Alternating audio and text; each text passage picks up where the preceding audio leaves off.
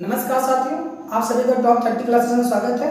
साथियों, जैसा कि आपको पता है कि हम लोग का इंडियन रिवर सिस्टम का सेगमेंट चल रहा है और इंडियन रिवर सिस्टम के सेगमेंट में हमारी बातें गंगा रिवर सिस्टम और ब्रह्मपुत्र रिवर सिस्टम पे हो चुकी है। आज हम बात करने वाले हैं सिंधु रिवर सिस्टम के ऊपर, मतलब इंडस रिवर सिस्टम, सिंधु नदी तंत्र तथा उसकी सहायक नदियों। ठीक है ना, आज हम लोग सिंधु नदी तथा उसकी सहायक नदियों पर बात करने वाले हैं। आज हम ये देखेंगे कि सिंधु नदी कहाँ से निकलती है और कहाँ गुजरती है, और इस कड़ी में जब वो आगे बढ़ती है तो इससे कौन कौन सी नदियाँ आकर इनसे मिलती है और इनकी सहायक नदियाँ बन जाती हैं। तो हम इसी तरह को देखने वाले हैं कि सिंधु नदी जब निकलती है, जिसे निकलने के कड़ी में आगे जब बढ़ती है तो इस सिलसिले में कौन कौन सी नदियाँ इनसे मिलकर इनकी सहायक नदियाँ बनती हैं, इन सबको हम लोग आज देखने वाले हैं। आइए अपने समय को गवाए बगैर चलते हैं हम अपने इस रिवर सिस्टम पर हम बात करते हैं सिंधु नदी तंत्र पर। आइए चलते हैं। तो मेरे भाई, हम सिंधु नदी को समझाने के लिए आपके लिए मैंने एक मैप बना रखा है, एक डायग्राम मैंने सेट कर रखा है, ताकि आपको हम सिंधु रिवर सिस्टम के बारे में एक अच्छे से समझा सके, अच्छे से बता सके कि सिंधु रिवर सिस्टम है क्या और ये कैसे बना है। ठीक ना, ताकि आपको समझने में भी आसान हो जाए और मुझे समझाने में थोड़ा सा आसान हो जाए। तो अब हम बात सीधे से करते हैं अपने टॉपिक पर, बात करते हैं सिंधु रिवर सिस्टम के ऊपर। तो सबसे पहले हम बात करेंगे सिंधु नदी तंत्र पर कि सर सिंधु नदी तंत्र कहाँ से निकलती है। तो मेरे भाई, मैं आपको बता दूं कि सिंधु नदी जो है, सिंधु नदी मानसरोवर झील से निकलती है। अब ये मानसरोवर झील जो है वो कैलाश पर्वत श्रेणी में पड़ता है। मेरे भाई, मानसरोवर झील कैलाश पर्वत श्रेणी में पड़ता है और ये जो कैलाश पर्वत है मेरे भाई, ये तिब्बत में पड़ता है। अब बात ये होती है कि जो मानसरोवर झील है सर, इस झील में जो पानी इकट्ठा हुआ है जिससे हमारा सिंधु नदी बना है, यानी सिंधु नदी का उद्गम हुआ है, ये पानी कहाँ से आया? तो यहाँ जो पानी इकट्ठा हुआ मेरे भाई, वो ग्लेशियर का पानी होता है। उस ग्लेशियर का नाम है सानो-कबाब ग्लेशियर। सानो-कबाब ग्लेशियर जो तिब्बत में पड़ता है, उसी का पानी मानसरोवर झील में इकट्ठा हुआ है और उसी पानी से हमारा सिंधु नदी का उद्गम होता है। यानी कि आपको क्लियर हो गया होगा कि सिंधु नदी का उद्गम कहाँ से हुआ है? मानसरोवर झील से। और मानसरोवर झील कहाँ है मेरे भाई? मानसरोवर झील है कैलाश पर्वत श्रेणी में। अब इस सिंधु नदी में पानी कहाँ से आया? तो सिंधु नदी में पानी सानो-कबाब ग्लेशियर का है मेरे भाई। अब ये जो सानो-कबाब ग्लेशियर है, ये आपका तिब्बत में पड़ता है। ठीक है, अब यही से सिंधु नदी का उद्गम होता है, यानी कि सिंधु नदी का उद्गम मानसरोवर ग्लेशियर जो कि तिब्बत में है, वहां से निकलती है। अब तिब्बत से निकलते हुए ये आगे बढ़ती है और भारत में प्रवेश करती है। अब बात ये होता है कि जब सिंधु नदी भारत में प्रवेश करती है सर, तो जब भारत में प्रवेश करती है तो भारत में जिस स्थान से प्रवेश करती है उसका नाम क्या है? मैं बता दूं मेरे भाई कि जब सिंधु नदी भारत में प्रवेश करती है तो उस स्थान का नाम होता है दमचौक। ये दमचौक कहाँ है सर? दमचौक आपका पड़ता है लेह में। दमचौक कहाँ पड़ता है आपका? लेह लद्दाख में पड़ता है मेरे भाई। तो इस दमचौक नामक स्थान से ये हमारी सिंधु नदी भारत में प्रवेश करती है और लद्दाख से होते हुए जब आगे बढ़ती है तो इसी सिंधु नदी के तट पर ही हमारा लेह शहर स्थित है। सिंधु नदी के तट पर हमारा लेह शहर स्थित है। और जैसे ही ये लेह शहर से आगे बढ़ती है हमारी सिंधु नदी, तो यहाँ पर एक नदी आकर इससे मिलती है जिसका नाम है श्योक नदी। ठीक है मेरे भाई, श्योक नदी इसके बाएं तट से आकर मिलती है। ठीक है मेरे, श्योक नदी इसके दाएं तट से आकर मिलती है। ठीक है भाई, तो जब ये सिंधु नदी लेह से आगे बढ़ती है तो इसके दाएं तट से एक नदी आकर मिलती है जिसका नाम है श्योक नदी। ठीक है, श्योक नदी इसके दाएं तट से आकर इससे मिलती है। अब श्योक नदी से भी एक नदी नुब्रा नदी आकर श्योक नदी में अपना पानी गिराती है। तो नुब्रा नदी जो है वो श्योक नदी की सहायक नदी है और ये दोनों का पानी आकर गिरता है हमारे सिंधु नदी में। जब सिंधु नदी आगे बढ़ती है तो गिलगिट ग्लेशियर से एक नदी और निकलती है। गिलगिट ग्लेशियर से एक नदी गिलगिट नदी निकलती है जो आकर सिंधु नदी में अपना पानी गिराती है। फिर इसी कड़ी में जब सिंधु नदी आगे बढ़ती है, जब इसी कड़ी में सिंधु नदी आगे बढ़ती है तो एक नदी और आकर इनसे मिलती है जिसका नाम है काबुल नदी। ठीक है भाई, काबुल नदी। अब यहाँ पर जो हमारा ये सिंधु नदी है, ये इंडिया से बाहर पाकिस्तान में जा चुका है। जब इंडिया से बाहर जब पाकिस्तान में हमारी सिंधु नदी जाती है तो वहां पर काबुल नदी पाकिस्तान में आकर सिंधु नदी में अपना जल गिराती है मेरे भाई। ये है काबुल नदी। ठीक है, ये है काबुल नदी, यहीं से निकलती है और ये जाकर पाकिस्तान वाले एरिया में सिंधु नदी में अपना जल क्या करती है? गिराती है। यानी जो काबुल नदी है ये भी क्या हुई, सिंधु की सहायक नदी। काबुल नदी भी इसके दाएं तट से आने वाली नदी है मेरे भाई। सियोक नदी, गिलगित नदी और काबुल नदी, सियोक नदी, गिलगित नदी और काबुल नदी, ये सभी इसके दाएं तट से आने वाली नदियां मेरे भाई। ठीक है, तो इस तरीके से सिंधु नदी अब आगे बढ़ती है। तो अब जब ये इंडिया से बाहर निकलती है, यानी कि पाकिस्तान में जब प्रवेश करती है मेरे भाई, तो पाकिस्तान में जब ये प्रवेश करती है, भारत से बाहर जब जाती है, तो उस स्थान का नाम होता है चिल्लास। यानी कि जो सिंधु नदी है चिल्लास नामक स्थान से भारत से बाहर निकलकर पाकिस्तान में प्रवेश करती है। और इसे चिल्लास से आगे जैसा ही बढ़ती है हमारी सिंधु नदी, और यहाँ से एक काबुल नदी आकर सिंधु नदी से मिल जाती है और सिंधु नदी की सहायक नदी बन जाती है मेरे भाई। ठीक है ना, जब हमारा काबुल नदी आकर सिंधु नदी से मिलता है तो तब जाकर बन जाता है सिंधु की सहायक नदी। और इसी सिलसिले में जब सिंधु नदी आगे बढ़ती है तो इसके दाएं तट से दो नदियां और आकर मिलती है, दो नदियां और आकर मिलती है, कुर्रम नदी और गोमल नदी। ठीक है मेरे भाई, दो नदियां कुर्रम नदी और गोमल नदी, ये इसके दाएं तट से आकर हमारे सिंधु से मिलती है। और ये जो कुर्रम नदी और गोमल नदी है ये भी पाकिस्तान में है। और ये जो दोनों नदियां जो निकलती है वो सुलेमान पर्वत से निकलती है मेरे, ठीक ना।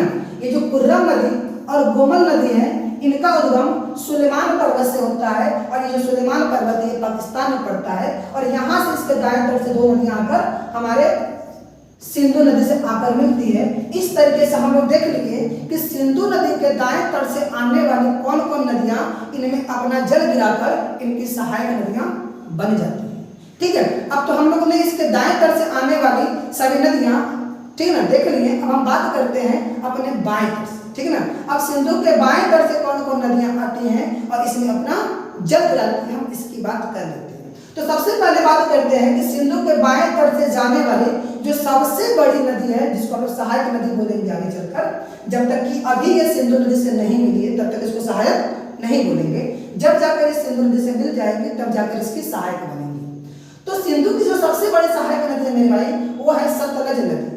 सिंधु की सबसे बड़ी सहायक नदी कौन है? सतलज नदी है मेरे भाई। अब ये सतलज नदी है ये भी निकलता है राकस ताल से। ठीक ना, सिंधु नदी की जो सबसे बड़ी सहायक नदी है सतलज नदी, ये निकलती है राकस ताल से। अब ये राकस ताल है मेरे भाई ये भी है तिब्बत में। ये तिब्बत से निकलता है सतलज नदी और आगे बढ़ता है। और जब ये आगे बढ़ता है इसी बढ़ने के सिलसिले में इसी सतलज नदी से एक नदी आकर मिलती है ब्यास नदी, जो कि ब्यास कुंड से निकलती है। ये ब्यास कुंड आपका ये जो है ब्यास कुंड है आपका हिमाचल प्रदेश में। हिमाचल प्रदेश में ब्यास कुंड से ब्यास नदी निकलकर जाकर सतलज नदी से मिल जाती है। ठीक है ना, और ये सतलज नदी से जहाँ मिलती है उस स्थान का नाम है हरके बैराज। ठीक है मेरे भाई, ये कपूरथला पंजाब के आसपास पड़ता है हरके बैराज। और यही ब्यास नदी और सतलज नदी जहाँ मिलती है वहीं से एक नहर निकला है। ठीक है ना, सतलज नदी और ब्यास नदी जहाँ मिलती हैं उसी बिंदु से उसी स्थान से एक नहर निकाला गया है जिसका नाम है इंदिरा गांधी नहर। इंदिरा गांधी नहर ये हरके बैराज से निकलती है। हरके बैराज नामक स्थान से इंदिरा गांधी नहर निकली है, जो कि सतलज और ब्यास नदियों के मिलने के स्थान पर जहाँ ये नदियाँ मिलती हैं उस बिंदु से ये निकलती है। अब ये जो हमारा इंदिरा गांधी नहर है मेरे भाई, इसकी लंबाई 650 किलोमीटर है और ये भारत की सबसे लंबी नहरों में से एक है। ये भारत की सबसे लंबी नहर मानी जाती है मेरे भाई। अब बात होता है सर ये जो इंदिरा गांधी नहर है जो 650 किलोमीटर लंबी है ये कब बनाया गया था? तो मेरे भाई इस नहर के बनाने का काम आपका स्टार्ट हो गया था 1952 से। यानी कि इसका जो ये नहर है इसका निर्माण का कार्य 1952 से स्टार्ट हो गया था और इसको पूरा करने में 2010 तक का समय लग गया। यानी कि 1952 से लेकर 2010 तक हमारा ये जो इंदिरा गांधी नहर है इसके निर्माण में समय लगा हुआ है। अब जब ये सतलज नदी आगे बढ़ती है तो इसी सिलसिले में एक नदी और आकर सतलज से मिलती है जिसको बोलते हैं चिनाब नदी। अब हम बात करते हैं चिनाब नदी की। अब जो चिनाब नदी है मेरे भाई ये दो नदियों से मिलकर बनी है, एक चंद्रा नदी और एक भागा नदी। चंद्रा और भागा नदियों के मिलने से हमारा चिनाब नदी का निर्माण होता है। अब ये चंद्रा और भागा नदियां हैं ये बड़ा लाचा दर्रा हिमाचल प्रदेश से निकलती है। चंद्रा और भागा नदियां बड़ा लाचा दर्रा जो कि हिमाचल प्रदेश में पड़ता है वहां से ये हमारी दो नदियां निकलती है चंद्रा और भागा। जब ये दोनों नदियां मिलती हैं तो यही बन जाती है चिनाब नदी। यही चिनाब नदी आगे आकर सतलज से जाकर मिल जाती है मेरे भाई।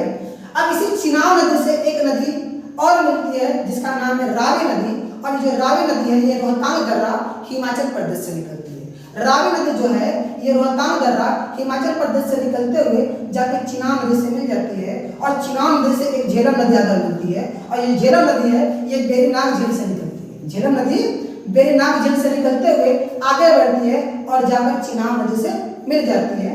जब ये झेलम नदी आगे बढ़ती है, जब ये झेलम नदी आगे बढ़ती है मेरे भाई, तो इसी झेलम नदी पर एक झील बनाया गया जिसका नाम है डल झील, जो कि आपका श्रीनगर में है। डल झील आपका कहाँ है? जम्मू कश्मीर श्रीनगर के आसपास है, और श्रीनगर जो शहर है इसी झेलम नदी के किनारे स्थित है। इसी झेलम नदी के किनारे स्थित है, और इसी झील पर ही आगे चलकर उलर झील भी बनाया गया है। यानी कि आप देख सकते हैं डल झील और उलर झील, ये दोनों झील कहाँ है? आपका झेलम नदी पर बनाया गया। ठीक है मेरे भाई, डल झील और उलर झील ये दोनों झीलें कहाँ हैं? झेलम नदी में बनाई गई है। जब ये झेलम नदी आगे बढ़ती है तो इस नदी से किशन गंगा नाम की एक नदी आकर झेलम नदी से मिल जाती है और झेलम की सहायक बन जाती है, और झेलम नदी आकर अंत में चिनाब नदी से मिल जाती है। तो आप देख रहे हैं सतलज, चिनाब, झेलम, रावी, ठीक है ना, ये सभी नदियां, ठीक है ना, सतलज, ब्यास, झेलम, रावी और चिनाब, ये पांचों नदियां मिल करके क्या बनाती है? पंचनद बनाती है। आप देख सकते हैं ब्यास नदी, ठीक है ना, सतलज नदी, ब्यास नदी, रावी, चिनाब और झेलम, ठीक है ना, ये जो पांचों की पांचों नदियां हैं ये मिल करके बाद में क्या बन जाती है? पंचनद बन जाती है। अब आगे ये पंचनद के नाम से जानी जाती है। ठीक है ना, ये जो सतलज नदी है, ब्यास नदी, रावी, चिनाब और झेलम, ये पांचों नदियां मिल करके पंचनद बन जाती हैं, और ये पंचनद के नाम से आगे बढ़ती हैं, और जहाँ पर ये पंचनद नदियां अपना जल जो है सिंधु में जाकर गिराती हैं, इसलिए ये बन जाती है सिंधु की सहायक नदी।